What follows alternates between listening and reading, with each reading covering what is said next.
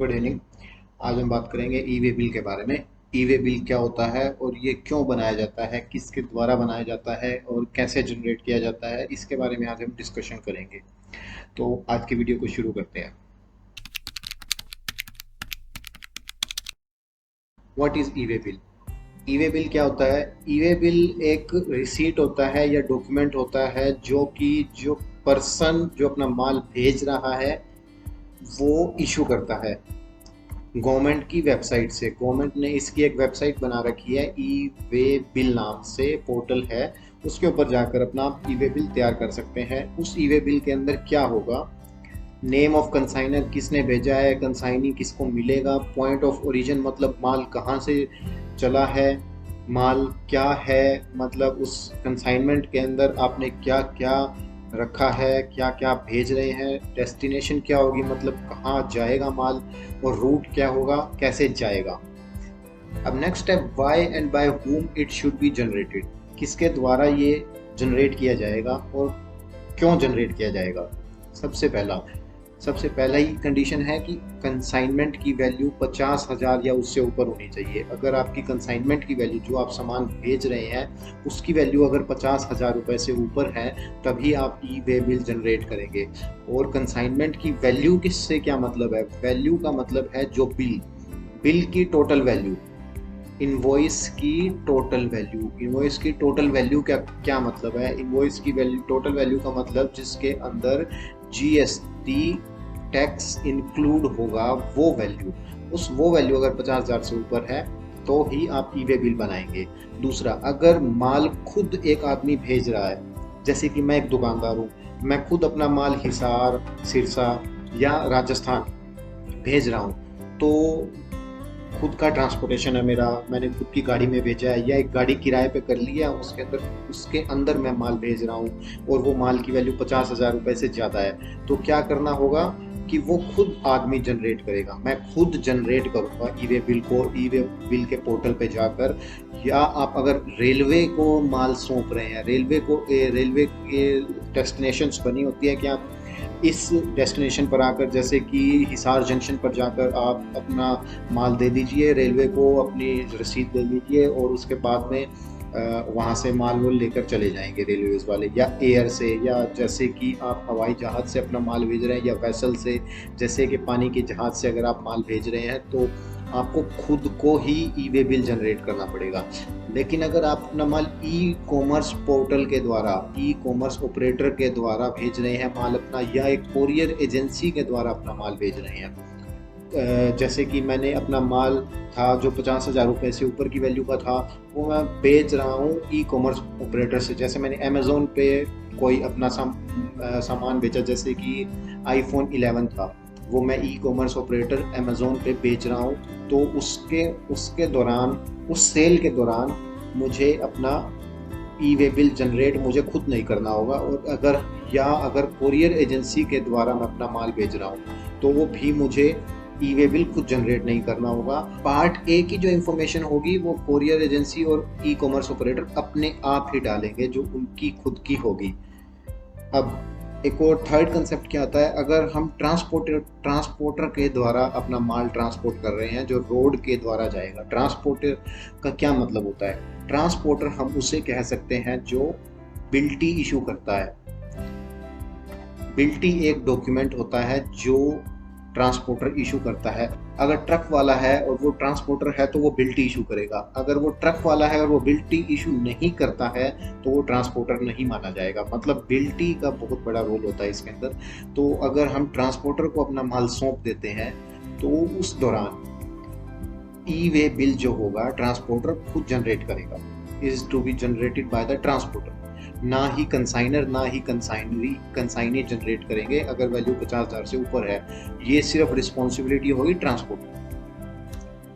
उसके बाद principal to job worker, अगर इंटर स्टेट माल भेज रहे हैं, प्रिंसिपल टू जॉब वर्कर, इसका क्या मतलब है? प्रिंसिपल टू जॉब वर्कर का मतलब हुआ कि प्रिंसिपल जो आदमी काम करवा रहा है, जॉब वर्कर जो काम कर रहा है। जैसे कि आप जानते होंगे कि जैसे बड़े ब्रांड्स हैं, ब्लैकबेरी वगैरह के बहुत पॉपुलर एग्जांपल है। जैसे ब्लैकबेरी अपनी शर्ट्स खुद नहीं बनवाता है, वो अपना जो जो भी शर्ट का कपड़ा होता है, जो भी 100-150 शर्ट उसने एक बैच में बनवानी होती है, वो 100-150 शर्ट का कपड़ा एक अपने टेलर को भेज देता है। टेलर जो कि कहीं भी हो सकता है, बेंगलोर में हो सकता है, दिल्ली में हो सकता है, चेन्नई में हो सकता है, वो उसे कपड़ा लेकर भेज देता है। जॉब वर्कर होगा, जो टेलर को जॉब वर्कर कहेंगे, और जो टेलर होगा जॉब वर्कर, वो उसकी शर्ट सील कर वापस भेज देगा। इस दौरान क्या हुआ कि प्रिंसिपल हुआ ब्लैकबेरी, जॉब वर्कर हुआ टेलर, और वो इंटरस्टेट होगा। अगर इंटरस्टेट का क्या मतलब है, जिसके अंदर दो स्टेट्स की के दौरान मूवमेंट हो रही हो, जैसे एक से हरियाणा से दिल्ली, या कुछ भी हो सकता है, मतलब जिसके अंदर टू स्टेट्स इन्वॉल्व हो, उसको कहते हैं इंटरस्टेट। टू स्टेट्स या टू यूनियन टेरिटरी जो भी हो सकता है। तो प्रिंसिपल की रिस्पॉन्सिबिलिटी होगी कि वो ई वे बिल जनरेट करे irrespective of the value of the consignment. मतलब इसमें principal job worker interstate transfer हो रहा है, तो इसके अंदर 50,000 रुपए की लिमिट देखना जरूरी नहीं है। अगर आप 1 रुपए का भी माल भेज रहे हैं तो आपको ई वे बिल जनरेट करना होगा। अब हैंडीक्राफ्ट गुड्स की बात करते हैं। हैंडीक्राफ्ट के अंदर क्या होता है, हैंडीक्राफ्ट के अंदर अगर एक पर्सन है, उसको रजिस्ट्रेशन ऑब्टेन नहीं करना है जीएसटी के अंदर। जैसे कि मैं हरियाणा में रहता हूँ और मुझे हरियाणा सरकार ने कहा है कि आप हैंडीक्राफ्ट का काम करते हैं, बहुत अच्छा काम करते हैं हैंडीक्राफ्ट का, तो आपको यहाँ हरियाणा के अंदर जीएसटी रजिस्ट्रेशन की ज़रूरत नहीं है। तो अगर ये रिक्वायरमेंट नहीं है, who has been exempted, मुझे exempt कर दिया था हरियाणा सरकार ने from obtaining the registration, the e-way will be generated by the said person।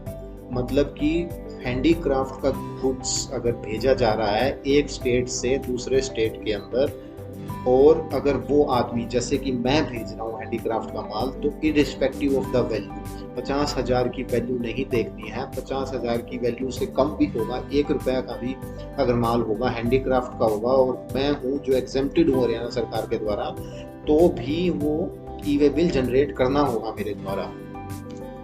Component और part of E way bill. Component और पार्ट्स क्या क्या होते हैं, इसके दो ही पार्ट होते हैं ई वे बिल के। पार्ट ए के अंदर जो माल भेज रहा है उसकी डिटेल, पार्ट बी जो माल आपका लेकर जा रहा है उसकी डिटेल। अब पार्ट ए की बात करते हैं। जैसे कि मेरा एग्जांपल लेते हैं, मैंने माल भेजना है राजस्थान में जयपुर में, और तो मेरा जीएसटी का रजिस्ट्रेशन नंबर क्या होगा, वो डाला जाएगा। प्लेस ऑफ डिलीवरी जयपुर का पिन कोड डाल देंगे। इनवॉइस कटेगा, जो इनवॉइस का नंबर डाल देंगे, चालान नंबर डाल देंगे। डेट क्या है, वैल्यू ऑफ गुड्स क्या है, मतलब उसकी वैल्यू, HSN कोड। जीएसटी के अंदर हर एक गुड्स का एक HSN कोड डिफाइन किया गया है, ताकि पोर्टल में बार बार प्रॉब्लम ना आए, पोर्टल ऑटोमेटिकली डिफाइन कर ले। फॉर एग्जांपल, चेयर का HSN कोड 51 है, तो अगर 51 नंबर आप डालोगे जीएसटी पोर्टल के अंदर, वो अपने आप उसको पता लग जाएगा ये चेयर है, चेयर के ऊपर इतना जीएसटी लगता है, उस हिसाब से HSN कोड डिफाइन किए गए हैं। और उसके बाद होगा transport document number. Transport document number क्या होगा, उसका वो डालेंगे आप। गुड्स रिसीप्ट नंबर और रेलवे रिसीप्ट नंबर या एयरवे बिल नंबर या bill of lading number. Bill of lading होता है अगर आप जहाज, पानी के जहाज के द्वारा भेजते हैं। एयरवे बिल जो आप जहाज से, हवाई जहाज से आप अगर सामान भेजते हैं तो उसको एयरवे बिल मिलता है। रेलवे रिसीट मिलती है अगर आप रेलवे से माल भेजते हैं। पार्ट बी, अब आगे पार्ट बी। पार्ट बी के अंदर ट्रांसपोर्टर की डिटेल होती है, जैसे कि व्हीकल का नंबर क्या है और व्हीकल की डिटेल्स वगैरह डाली जाती है, वो पार्ट बी बनता है उससे। अब नेक्स्ट है purpose of E way bill. Purpose of E way bill, E way bill को इंट्रोड्यूस ही क्यों किया गया? ई वे बिल इसलिए इंट्रोड्यूस किया गया था क्योंकि पहले गवर्नमेंट ट्रैक नहीं कर पा रही थी कि अगर हरियाणा से माल चला है और वो राजस्थान के लिए माल चला है, राजस्थान में माल जाना है, तो क्या वो सच में राजस्थान पहुंचा, और अगर राजस्थान पहुंचा तो क्या राजस्थान में जो आदमी ने माल रिसीव किया उसने अपने डॉक्यूमेंट्स में उसकी परचेज दर्ज की, फिर उसके बाद उसकी सेल की, जिससे उस सेल टैक्स मिलेगा राजस्थान सरकार को। जिससे क्या होता था कि कोई भी ट्रैक नहीं होता था। ट्रैक ना होने के कारण बहुत लॉस होता था, और जैसे ये दिल्ली में या बड़े शहरों में बहुत बड़ा एक ऐसे सिंडिकेट वगैरह कुछ डेवलप हो गए थे, जो मैं खुलकर नहीं बता सकता हूँ इस वीडियो में। तो उनको रोकने के लिए उनकी और एक ट्रैक रखने के लिए माल का, कि माल कहाँ से आ रहा है कहाँ जा रहा है, उसकी उसके लिए ई वे बिल इंट्रोड्यूस किया गया। जैसे आप जब ई वे बिल इंट्रोड्यूस करेंगे ना, जैसे हमने प्रीवियस स्लाइड में ये देखा था कि ई वे बिल के अंदर आप इनवॉइस और वैल्यू ऑफ गुड्स भी डालेंगे। जब आप वैल्यू ऑफ गुड्स डालेंगे, HSN कोड डालेंगे, तो तुरंत ही गवर्नमेंट को पता लग जाएगा कि ये माल इस आदमी ने बेचा है और इस आदमी को गया है। जैसे कि मैंने हरियाणा से माल भेजा था जयपुर के आदमी को, तो सरकार को उसी समय पोर्टल से पता लग जाएगा कि ये इतनी वैल्यू का माल एक हरियाणा से चला है और जयपुर में पहुंच रहा है। ये एक ट्रैकिंग मैकेनिज्म भी हो जाता है। अब आपने ई वे बिल तैयार कर लिया है, ई वे बिल तैयार कर लिया है। जैसे कि मैंने ई वे बिल तैयार कर लिया, मेरे पास 2 लोड थे, दोनों की वैल्यू 2 लाख रुपए थी। एक के अंदर मैंने मोबाइल फोन्स डाले थे और एक बॉक्स के अंदर मैंने चार्जर्स डाले थे। तो गलती से क्या हुआ कि मैंने जो गाड़ी हायर करी थी, तो जल्दबाजी में एक बॉक्स मोबाइल का तो चला गया, लेकिन चार्जर्स का बॉक्स यहाँ पर रह गया। तो अब क्या होगा कि मुझे चार्जर्स का जो ई वे बिल कटा था उसको मुझे कैंसिल करना पड़ेगा, क्योंकि अगर वो ई वे बिल को आगे चेक किया जाता है, रोड के ऊपर ऑफिसर्स चेक कर सकते हैं ई वे बिल को, वो आपकी जिम्मेवारी होगी ई वे बिल उनको प्रेजेंट करना। तो अगर ई वे बिल प्रेजेंट करते हैं आप और उसके अंदर फ़ोन भी है ई वे बिल के अंदर और दूसरे ई वे बिल के अंदर चार्जर्स का भी है, और आपकी गाड़ी में चार्जर्स नहीं पाए जाते हैं लेकिन ई वे बिल में एंट्री है, तो ये गड़बड़ की बात होती है, इसको अच्छा नहीं माना जाता है।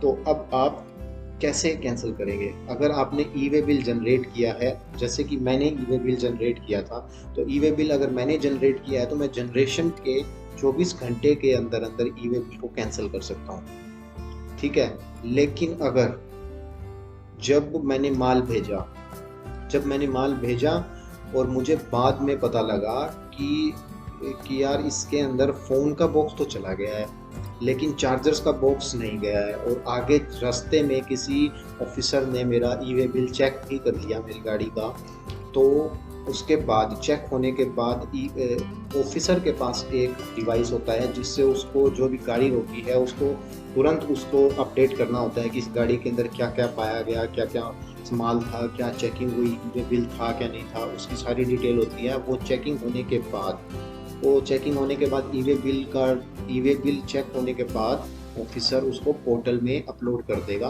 पोर्टल में अपलोड होने के बाद एक बार और वो वेरीफाई हो जाता है, तो उसके बाद ये कभी भी कैंसिल नहीं हो पाएगा। और सेकंड, अगर मैंने ई वे बिल बना दिया है, रिसिपिएंट कौन होगा? जो जयपुर के अंदर आदमी होगा वो रिसिपिएंट होगा, वो रिजेक्ट कर सकता है बिल को 72 घंटों के अंदर अंदर। जैसे कि मैंने उसको जो जयपुर में जिस आदमी ने माल रिसीव करना था, मैंने उसे फ़ोन कर दिया कि ऐसे ऐसे चार्जर का बॉक्स रह गया है, आप प्लीज़ ई वे बिल जो चार्जर्स का है उसको कैंसिल कर दो। तो वो ई वे बिल चार्जर का 72 घंटों के अंदर अंदर कर सकता है। मैंने जो माल भेजा है, जो भेजने वाला है वो 24 घंटे के अंदर अंदर कर सकता है, जो अगर रिसीव करने वाला वो 72 घंटों के अंदर अंदर। लेकिन इस दौरान अगर उस ई वे बिल की चेकिंग हो जाती है तो वो कैंसिल नहीं हो सकता है।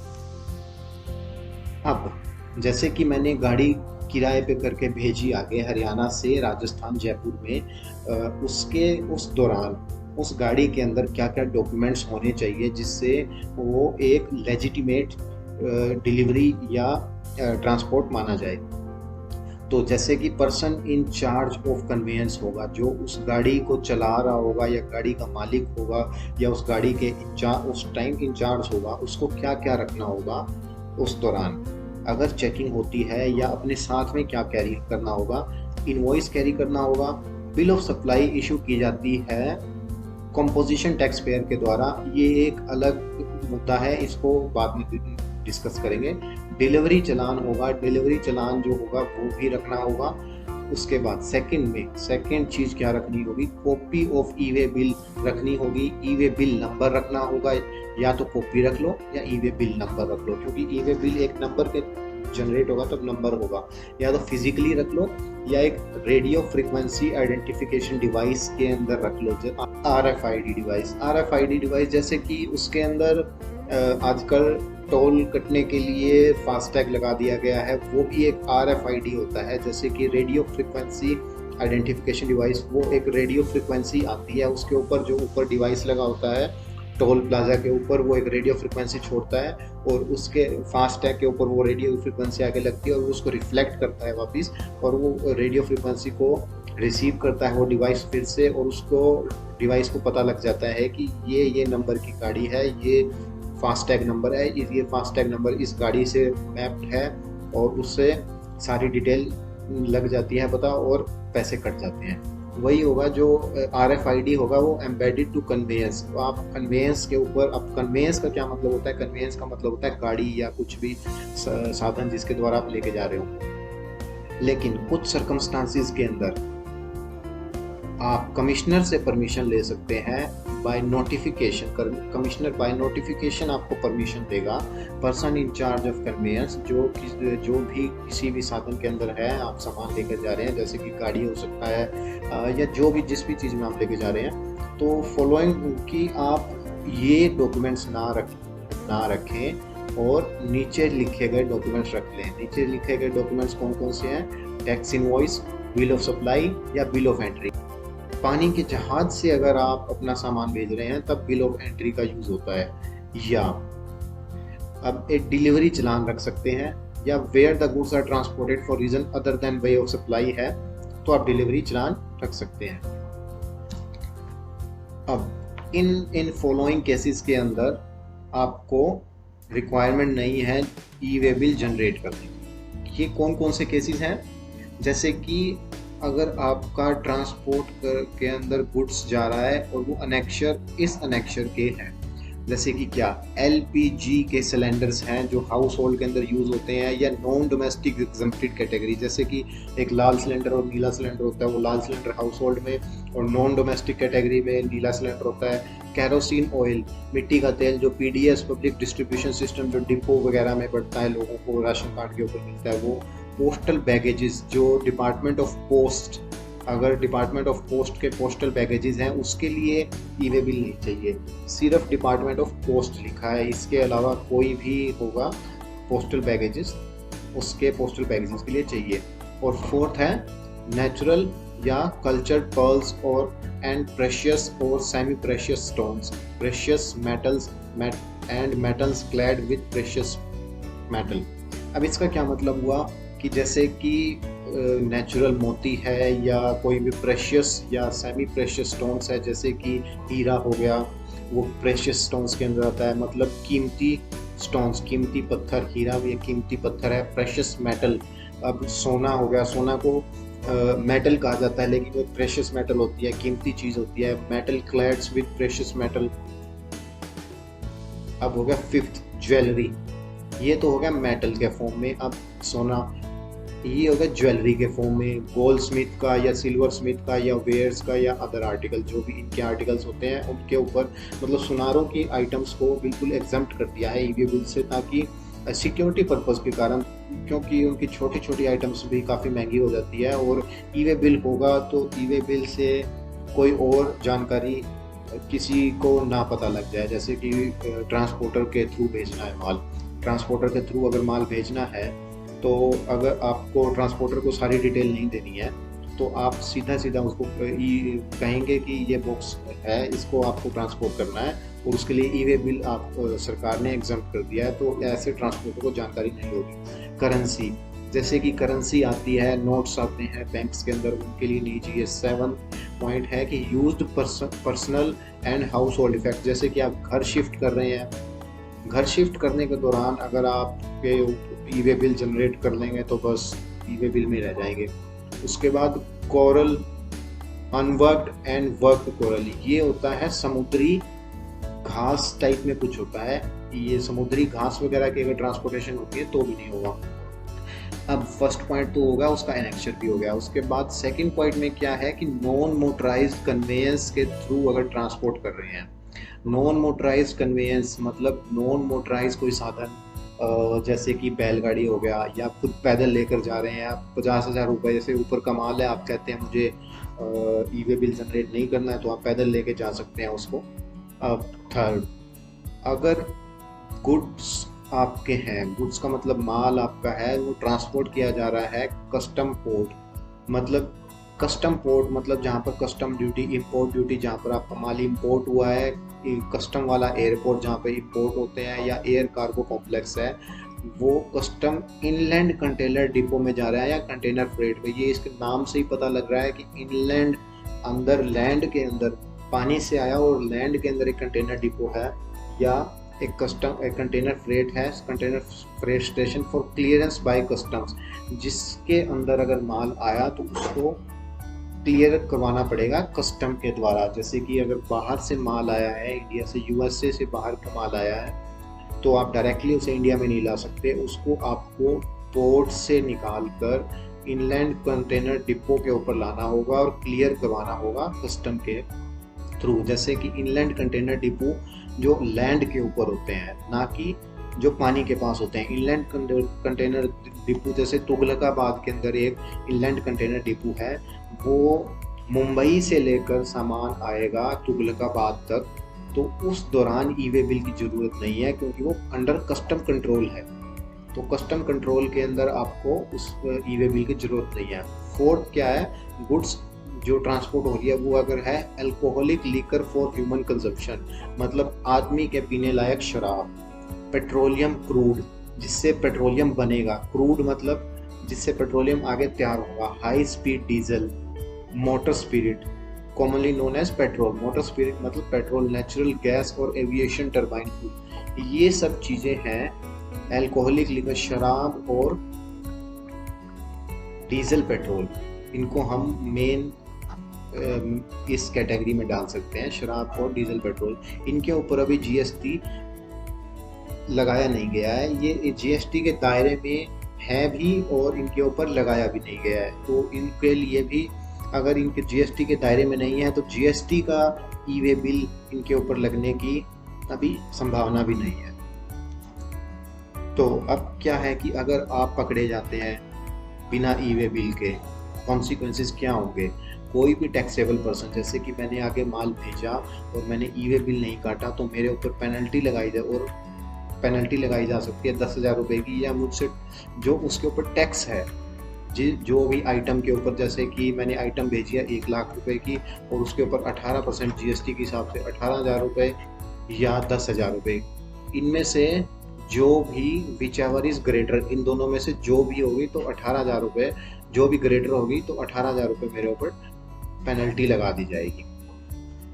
तो आज की वीडियो के लिए बस इतना ही था। मेरा नाम है राजीव, ये मेरा व्हाट्सएप का नंबर है। अगर मेरे इस कंटेंट के रिलेटेड अगर आपको सजेशन है या कुछ भी अगर आप कुछ जानना चाहते हैं तो आप मुझसे पूछ सकते हैं व्हाट्सएप के थ्रू।